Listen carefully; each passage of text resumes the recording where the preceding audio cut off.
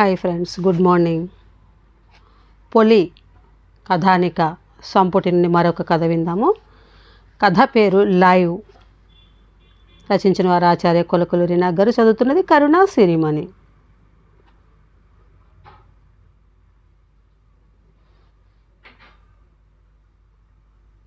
Live telecast చేస్తారా? ఏమిటి? Encounter ఎక్కడ? తాజ్. ఎన్ని గంటలకు? సాయంకాలం 6 గంటలకు.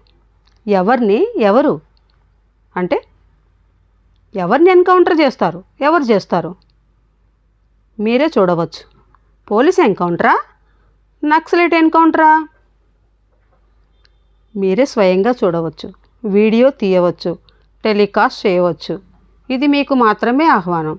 వేరే టీవీ వాళ్లకు సమాచారం ఇవ్వటం లేదు. ఇది మీరు మాత్రమే టెలికాస్ట్ చేస్తే మీ వ్యూవర్షిప్ పెరుగుతుంది. మీ టీవీ ఛానల్ చాలా లైవ్ చూపించడం వల్ల లైవ్ అన్న పేరు సార్థకం చేసుకుంది. మీరెవరు? మీ లైవ్ టీవీ అభిమానిని. ఈ ఎన్కౌంటర్ గురించి మీకెలా తెలుసు? మేమే ఏర్పాటు చేసాం. మీ పేరు? మీరు అడగరాదు, నేను చెప్పరాదు. ఈ ఫోన్ ల్యాండ్లైన్. నేను మళ్ళీ మీతో మాట్లాడాలంటే వీల్లేదు. మా క్రూ వస్తే చాలదా? చాలు.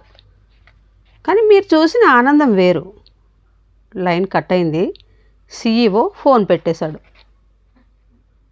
తాజ్ పోర్టికోలో 3 క్రూ టీంలు వాళ్ళు 3 పక్కల వీడియో కెమెరాలతో సిద్ధంగా ఉన్నారు.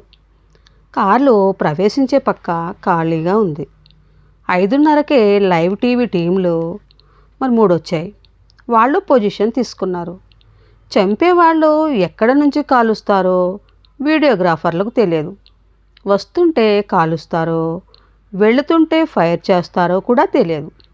వచ్చిన కారులోంచి దిగుతున్నప్పుడు తుపాకులు, పిస్టల్స్, గన్స్ పేలుతాయో, కారు ఎక్కబోతున్నప్పుడు ఫైరింగ్ జరుగుతుందో తెలియదు.